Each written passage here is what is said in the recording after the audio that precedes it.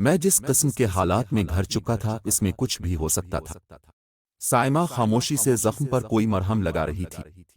وہ بار بار میرے چہرے کی طرف دیکھتی کہ مجھے تکلیف تو نہیں ہو رہی۔ اب ایک کپ چائے پلا دو تو بڑی مہربانی ہوگی، میں نے مسکراتے ہوئے کہا۔ مجھے مسکراتے دیکھ کر اس نے بھیگی آنکھوں سے میری طرف دیکھا۔ نہیں، پہلے آپ بتائیں یہ کیا ہوا؟ راستے میں گاڑی بند ہو گئی۔ میں نے دیکھا تو بیٹری کی چارجنگ میں کوئی گڑبڑ تھی۔ اتر کر چیک کیا تو اسی میں پانی کی ایک بوند بھی نہ تھی۔ گاڑی وہی کھڑی کر کے میں نے کچھ دور ایک دکان سے تیزاب خریدا تاکہ بیٹری میں ڈال سکوں۔ بوتل کھولتے ہوئے وہ میرے اوپر گر گیا۔ تیزی سے پیچھے ہٹا تو پاؤں رپٹ گیا اور میں سڑک کے کنارے موجود گڑھے میں گر گیا۔ نیچے شاید کوئی پتھر پڑا تھا، میر اسرا ید کوئی پتھر پڑا تھا، میر اسر اس پر جا لگا جس کی وجہ سے میں بے ہوش ہو گیا۔ کتنی دیر بے ہوش رہا یہ تو مجھے معلوم نہ ہو سکا، لیکن اندازہ ہے کہ 4-5 گھنٹے تو گزر گئے ہوں گے۔ میں نے کلاک پر نظر ڈالتے ہوئے اسے ایک کہانی سنا دی۔ ارے 3 بج رہے ہیں، میں نے حیران ہونے کی اداکاری کی۔ وہ حیرت سے منہ کھولے میری بات سن رہی تھی۔ خدا کا شکر ہے اس نے آپ کی حفاظت کی، اس نے اوپر دیکھتے ہوئے شکر ادا کیا۔ لیکن کیا وہ جگہ اتنی ہی سنسان تھی کہ کوئی بھی نہ تھا اور کسی قسم کا گڑھا تھا جو سڑک کے کنارے بنا ہوا تھا؟ خدا برباد کرے، حکمرانوں کو سب کچھ خود کھا جاتے ہیں، ملک پر تو کچھ لگاتے ہی نہیں۔ وہ عورتوں کے مخصوص انداز میں انتظامیہ کو کوسنے لگی۔ میں نے شکر کیا کہ اس نے میری بے سر و پا کہانی پر یقین کر لائی تھا۔ دراصل مجھے بخیریت دیکھ کر اس نے اور کچھ نہ سوچا۔ میں چائے اور درد سے آرام کے لیے دوا لاتی ہوں، یہ کہہ کر وہ جلدی سے کچن کی طرف چلی گئی۔ میرا ذہن ایک بار پھر گزرے واقعہ کی طرف چلا گیا۔ بدبخت کالی داس بہت کمینہ خصلت ثابت ہوا تھا۔ اس نے مجھ سے اور رادھا سے معافی مانگ کر جان بچا لی تھی، لیکن بدبخت موقع کی طاق میں تھا۔ رادھا کیوں نہیں آئی؟ میرے ذہن میں بار بار ایک ہی سوال چکرا رہا تھا۔ اگر آج ملنگ میری مدد نہ کرتا تو شاید کالی داس اپنے دل کی تمام حرصت نکال کر دم لیتا۔ کہیں کالی داس نے رادھا کو؟ میرے ذہن میں طرح طرح کے وسوسے آنے لگے۔ نہیں، کالی داس بے شک کسی طرح اسے وقتی طور پر روکنے میں کامیاب ہو گیا تھا، لیکن اب ایسا بھی نہ تھا کہ وہ رادھا کو نقصان پہنچا سکتا۔ یہ سب کچھ اسی رادھا کی وجہ سے ہی تو ہو رہا ہے۔ میرے اندر سے آواز آئی۔ وہ میرے پیچھے پڑی تھی اور الف کالی داس جیسے مردود اسے حاصل کرنے کے لیے میرے جا رہے تھے۔ میرا دل رادھا کی طرف سے بدگمان ہو چکا تھا۔ جس طرح آج وہ کسی وجہ سے نہ پہنچ سکی تھی، اسی طرح مصیبت کے کسی بھی گھڑی میں اس کا غائب ہونا ممکن تھا۔ یہ لے دوا، چائے کے ساتھ کھا لے انشاءاللہ گا۔ سائمہ کی آواز نے مجھے چونکا دیا۔ دوا کھانے کے بعد میں نے گرما گرم چائے کی پیالی پی، جس سے مجھے کافی افاقہ محسوس ہوا۔ ہلنے جلنے کی صورت میں پیٹ کا زخم تکلیف دینے لگتا۔ سائمہ میرے پاس بیٹھی میری ٹانگیں دباتی رہی۔ وفا کی اس پتیلی نے اطاعت گزار بیوی ہونے کا حق ہر لمحہ ادا کیا تھا۔ میں اس کا مجرم تھا، اس کی وفاؤں کا جواب بے وفائی سے دے رہا تھا، شاید اسی لیے میں ہر وقت مشکلات میں گھرا رہتا۔ چوٹ کی وجہ سے مجھے وقتی طور پر بخار ہو گیا تھا، اس لیے ایک دن کی چھٹی لینا پڑی۔ دوسرے دن بینک جا کر میں نے سب سے پہلے محمد شریف کو بلوایا اور اسے اپنے اس دن کے رویے کی معذرت چاہی۔ جناب عالی، کیوں شرمندہ کرتے ہیں؟ وہ نجل ہو گیا۔ میرے ذہن سے بوجھ ہٹ گیا۔ بچوں کو اسکول سے لانے کے بعد میں نے باقی وقت گھر پر گزارا۔ سائمہ میرا ہر طرح خیال رکھ رہی تھی۔ رادھا ابھی تک نہ آئی تھی۔ اب مجھے اس کی کچھ خاص پرواہ نہ رہی تھی۔ میں اپنی دنیا میں مست ہو گیا۔ ایک ہفتہ گزر گیا۔ سائمہ اب بالکل مطمئن ہو چکی تھی۔ اس دوران رادھا کا ذکر تک ہمارے درمیان نہ ہوا۔ دوسرے دن اتوار تھا، میں اور سائمہ رات دیر تک جاگ کر باتیں کرتے رہے، پھر سو گئے۔ رات کا جانے کون سا پہر تھا کہ میری آنکھ کھل گئی۔ پریم، میرے کانوں میں رادھا کی مدھم سرگوشی ابری۔ میں بری طرح چونک گیا۔ پریم، یہ میں ہوں تمری رادھا۔ اس بار اس کی واضح آواز میرے کانوں میں آئی۔ میرا دل زور زور سے دھڑکنے لگا۔ میں تو سمجھ رہا تھا اس خوبصورت بلا سے میری جان چھوٹ گئی ہے، لیکن وہ ایک بار پھر آ گئی تھی۔ موہن، اس بار کی سنجیدہ آواز آئی۔ کیا تم میری بات نہیں سن رہے؟ سن رہا ہوں، میں نے بے اعتنائی سے جواب دیا۔ کیا تم تھوڑے سے کے لیے باہر آ سکتے ہو؟ اس نے التجا آمیز لہجے میں کہا۔ میں نے ایک نظر سائمہ کی طرف دیکھا، وہ تھی۔ اس کے گھنے ملائم بال کے پر کھڑے ہوئے تھے۔ جانتی ہوں مجھ ابھاگن سے نارا نون سے نارا ہو پر تواس میں میرا کوئی۔ ہاں سارا قصور تو میرا ہے، میں نے جل کر کہا۔ کیا تم اپنی داسی کو کچھ کہنے کا اوسر نہیں دو گے؟ وہ مسلسل معافی مانگتی رہی۔ ایک پل باہر آ جاؤ، یدی اس کے بعد بھی تم ناراض رہے تو میں چلی جاؤں گی، میری اتنی سی بنتی مان لو پریم۔ اس کی سسکی نما سر گوشی سنائی دی۔ میں آہستہ سے اٹھا، دراز سے سگریٹ کا پیکٹ نکالا اور گرم چادر اوڑھ کر باہر نکل آیا۔ آخری تاریخوں کا چاند اپنی زرد روشنی پھیلانے کی ناکام کوشش کر رہا تھا۔ آہستہ سے کوریڈور کا دروازہ بند کر کے برآمدے میں آ گیا۔ لان میں کوئی نہ تھا۔ میں نے چاروں طرف نظریں دوڑائیں، وہ مجھے کہیں نظر نہ آئے۔ ایک بار پہلے بھی ایسا ہی ہوا تھا، جب رادھا نے مجھے باہر بلایا تھا، لیکن اس کی بجائے محمد شریف موجود تھا۔ میں آہستہ سے چلتا ہوا لان میں آ گیا۔ ماحول سردی سے ٹھٹھر اہوا تھا۔ رادھا باہر آ کر میں نے پکارا، پریم، میرے بالکل پیچھے رادھا کی خمار آلود آواز آئی۔ میں نے تیزی سے پیچھے موڑ کر دیکھا۔ وہ سراپا ناز میری آنکھوں کے سامنے تھی۔ سبز رنگ کی ساڑی میں اس کا کندن بدن دمک رہا تھا۔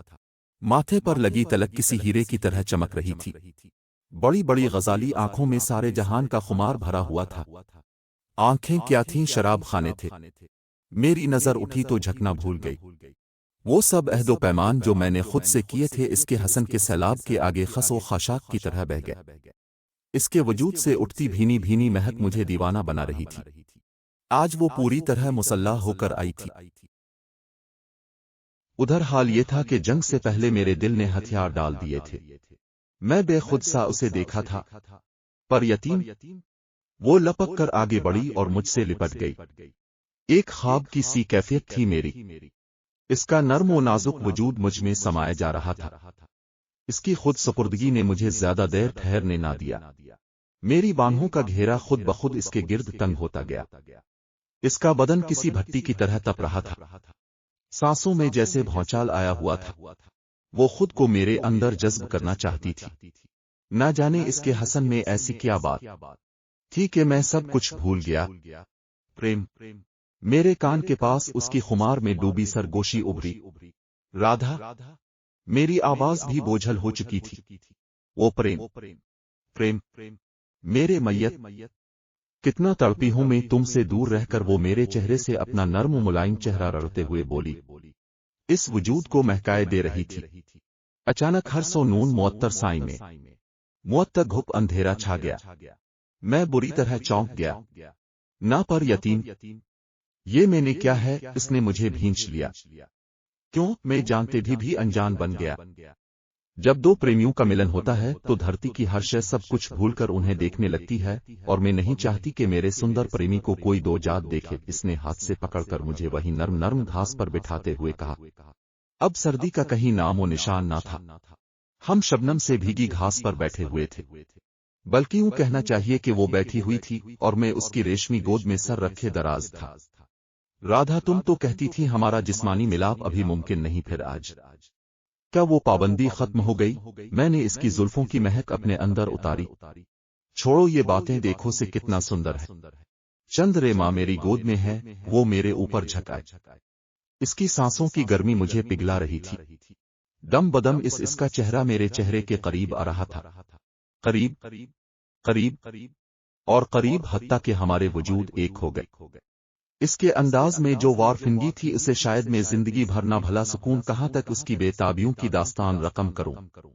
نہ قلم میں تاب ہے، نہ میرے اندر اتنی صلاحیت کہ میں اس چاندنی رات کی داستان بیان کر سکوں۔ جب ہم دونوں ہوش کی دنیا میں واپس آئے تو مجھے سب کچھ بڑا حسین نظر آ رہا تھا۔ صبح کے قریب جب میں دبے پاؤں واپس بیڈ روم میں داخل ہوا تو سائمہ حسب معمول محو خواب تھی۔ اس کے چہرے پر نظر پڑتے ہی خود بخود جھک گئے۔ بستر پر گرا تو میری آنکھیں نیند سے بوجھل تھیں۔ صبح سائمہ کے کئی بار جگانے سے میری آنکھ کھلی۔ میری نظر اس کے چہرے پر پڑی جو کسی نو شگفتہ پھول کی طرح پاکیزہ لگ رہا تھا۔ رات کا خمار ابھی تک میری آنکھوں میں چھایا ہوا تھا۔ رادھا نے مجھے کچھ پوچھنے، جاننے، گلے شکوے کرنے کا موقع ہی نہ دیا تھا۔ میں اس سے اتنے دن کی غیر حاضری کے بارے میں معلوم کرنا چاہتا تھا۔ بینک پہنچنے کے بعد جیسے ہی میں نے اپنے کیبن کا دروازہ کھولا میرا منہ حیرت سے کھلا رہ گیا۔ میری کرسی پر وہ فتنہ گر جلوہ افروز تھی۔ جی ہاں، رادھا۔ ساڑی میں اس کا نکھرا نکھرا شباب قیامت ڈھا رہا تھا۔ دن کی روشنی میں وہ اور زیادہ حسین نظر آ رہی تھی۔ اس کے حسن کے بارے میں کیا کہوں، وہ تو پرستان سے آئی کوئی پری تھی۔ ہونٹوں پر ملکوتی مسکراہٹ لیے وہ خمار آلود نگاہوں سے مجھے دیکھ رہی تھی۔ میں نے جلدی سے پیچھے موڑ کر سٹاف کی طرف دیکھا، سب اپنے کام میں منہمک تھے۔ سجنا، تم بھول گئے میں نے کہا تھا تمہارے بن مجھے کوئی دیکھ سکتا ہے نہ میری آواز سن سکتا ہے۔ رادھا کی مدھر آواز میرے کان میں پڑی۔ میں نے دروازہ بند کر دیا اور بے تابی سے اس کی طرف بڑھا۔ میں چاہتا تھا اسے اپنی بانہوں میں بھر لوں۔ اس کی مدھر ہنسی کمرے میں جل ترنگ بجا گئی۔ پریم، یہ ٹھیک ہے میں کسی کو دکھائی نہیں دیتی۔ یدی تم نے مجھے ہر دے سینے سے لگایا تو باہر بیٹھے منش کیا بچار کریں گے کہ تم کسے اپنی بانہوں میں بھینچے کھڑے ہو۔ مجھے اپنی بے خود پر ہنسی آ گئی۔ وہ آہستہ سے کرسی سے اٹھی اور باد صبا کی جھونکنے کی طرح میرے پاس آ گئی۔ برا جیسے مہاراج اپنے کسی کنیز کی طرح جھک کر مجھے کرسی پر بیٹھنے کو کہنا۔ شکریہ، میں نے مسکرا کر اس کی طرف دیکھا۔ مجھے حیرت ہو رہی تھی، وہ میرے سامنے کھڑی تھی لیکن کسی اور کو نظر نہ آ رہی تھی۔ میں بار بار کنکھیوں سے باہر کی جانب دیکھ رہا تھا۔ میری بات پر وشواس نہیں ہے ساجن؟ اس نے میرے پاس کھڑے ہو کر پوچھا۔ یقین تو ہے لیکن دیکھو نہ کتنا عجیب لگ رہا ہے، تم موجود ہو لیکن میرے علاوہ کوئی اور تمہیں دیکھ نہیں سکتا۔ میں حیران تھا۔ تم بھی بیٹھو نا، میں نے سامنے والی کرسی کی جانب اشارہ کرتے ہوئے اسے بیٹھنے کو کہا۔ داسیاں اپنے دیوتا کے چرنوں میں بھلی لگتی ہیں، وہ ایک جذب کے عالم میں بولی۔ آج مجھے اتنا ہوش نہ تھا کہ دیوتا کہنے پر اسے سرزنش کرتا۔ اس پر رات مجھے اس کی شدتوں کا اچھی طرح اندازہ ہو چکا تھا۔ وہ مجھے بے حد چاہتی تھی۔ میرا من کتنا شانت نہیں کر سکتے ہے آج تمو چار کیوں؟ میں نے اس کی طرف دیکھا۔ تنے وہ کڑا کہ تم کروا کر جو اپکار مجھ پر کروا کر جو اپکار مجھ پر کیا، میں اس کے لیے تمہیں دھنواد کہتی ہوں۔ اس نے دونوں ہاتھ جوڑ کر کہا۔ مجھے اچانک یاد آیا کہ رات وہ میرے جسم سے لپٹ گئی تھی۔ میں نے پوچھا بھی تھا یہ سب کیسے ممکن ہوا، لیکن اس کی بے تابیوں کے آگے سب کچھ گم ہو گیا تھا۔ ہائیں، میں نے حیرت سے کہا، میں نے تو کوئی کڑا ختم نہیں کروایا لیکن یہ سب کچھ کیسے ہو گیا؟ میں خود بھی حیران رہ گیا تھا۔ وہ مانی خیز نظروں سے میری طرف دیکھ رہی تھی۔ تم نے نہیں کروایا تو پھر کیسے گوئے تم ہو گیا؟ میں نے تو صرف محمد شریف سے کہہ کر گھر اور دفتر کا حصار ختم کروایا تھا، میں نے پر خیال انداز سے کہا۔ اسی نے بھی کیا بھلا کیا؟ وہ شوخی سے بولی۔ کہیں تم نے خود تو یہ سب کچھ؟ میں نے اسے ٹولنے والی نظروں سے دیکھا۔ اس کی مدھر ہنسی کمرے میں جل ترنگ بجا گئی۔ ہاں، تمہیں تو اپنے کام سے مطلب ہے، چاہے میں مر ہی نہ جاتا۔ آخر گلہ میرے ہونٹوں پر آ ہی گیا۔ بھگوان نہ کرے اس نے جلدی سے میرے ہونٹوں پر اپنا نازک ہاتھ رکھ دیا۔ موہن، یہ تم نے کیا کہہ دیا؟ اپنے دکھ بھری آنکھوں سے میری طرف دیکھا۔ تمہیں پتہ ہے تمہارے جانے کے بعد میرے ساتھ کیا ہوا؟ اس دن کی اذیت یاد آتے ہی میرا لہجہ تلخ ہو گیا۔ کیا؟ اس کی سوالیہ نظریں مجھ پر ٹکی تھیں۔ میں اسے کالی داس اور ملن کے بارے میں بتانے لگا۔ ابھی میں نے بات شروع کی ہی تھی کہ اس نے مجھے روک لیا۔ بس کرو موہن، اس کی منہ سے غراہٹ نکلی، آنکھوں میں آگ کے الاؤ بھڑک اٹھے۔ بنگ دال ہے، چہرہ آگ کی طرح تپ گیا تھا۔ کالی داس، اب تجھے میرے شراب سے دیوتا بھی نہ بچائیں گے، اتنا کہہ کر وہ لمحوں میں میرے سامنے سے غائب ہو گئی۔ رادھا، میں نے جلدی سے پکارا، لیکن کمرے کا سکوت بتا رہا تھا وہ جا چکی ہے۔ مجھے افسوس سا ہوا کہ میں نے اس وقت کیوں کالی داس کا ذکر چھیڑ دیا تھا، لیکن جو کچھ اس مردود نے میرے ساتھ کیا تھا میں اسے کسی طور بھول نہیں سکتا تھا۔ میری شدید ترین خواہش تھی کہ میں اس حرامزادے کو کتے کی موت ماروں۔ اگر اس دن ملن میری مدد نہ کرتا تو آج میں زمین کے اوپر ہونے کے بجائے اندر ہوتا۔ کچھ دیر بعد وہ یکدم ظاہر ہو گئی۔ یہ پہلا موقع تھا کہ وہ یوں میرے سامنے ظاہر ہوئی تھی۔ اس کے حسین چہرے پر غصے اور جھنجھلاہٹ کے تاثرات تھے۔ وہ اپرادھی منڈل میں چلا گیا ہے، وہ غصے سے پیچ و تاب کھاتے ہوئے بولی۔ کہاں چلا گیا ہے؟ میں کچھ نہ سمجھا۔ منڈل میں اس کا چہرہ آگ کی طرح تپ رہا تھا۔ منڈل کیا ہوتا ہے؟ وہ پاپی جانتا تھا کہ اسے رادھا کے شراب سے اب کوئی نہیں بچا سکتا، اسی کارن وہ ایک دائرہ کھینچ کر اس میں بیٹھ گیا ہے جس میں اسے شرم پناہ مل گئی ہے۔ اس نے تفصیل سے بتایا۔ تم چلتا نہ کرو موہن، وہ کب تک وہاں بیٹھا رہے گا؟ جیسے ہی باہر آیا میں اس کا بلیدان تمہارے چرنوں میں کروں گا۔ پھر کچھ سوچ کر بولی، موہن کیا تم مجھے وہ استھان دکھا سکتے ہو جہاں وہ پاپی تمہیں لے کر گیا تھا؟ میں یہاں کے راستوں سے اتنا واقف نہیں ہوں، لیکن تمہیں وہاں تک لے جا سکتا ہوں جہاں میری گاڑی خراب ہوئی تھی، آکی گئی تھی۔ میرے خیال میں گاڑی کے خراب ہونے میں کالی داس کا ہاتھ تھا۔ تمر وہ چار غلط نہیں موہن میں کیا تھا؟ اس کا غصہ کسی طور پر کم ہونے میں نہ آ رہا، سب بچھایا تھا۔ چھوڑ اور آدھا، جب وہ لنتی باہر آئے گا تو دیکھ لیں گے، میں نے بے پرواہی سے کہا۔ نہیں موہن، اس کا اپرادے کچھ کم نہیں ہے، ہو سکتا ہے اس استھان پر جا کر میں اسے باہر لانے میں سفیل ہو جاؤں۔ رادھا نے اصرار کیا۔ اچھا ٹھیک ہے، میں نے گھڑی پر نظر ڈالی، ابھی بچوں کو اسکول سے لانے میں کافی وقت ہے، ہم جلدی سے وہاں ہو آتے ہیں۔ میں نے گاڑی کی چابیاں اٹھاتے ہوئے کہا۔ میں باہر جانے لگا تو وہ بھی میرے ساتھ چل پڑی۔ تم اسی طرح جاؤ گی؟ پھر کس طرح جاؤں؟ وہ حیران رہ گئی۔ میرا مطلب؟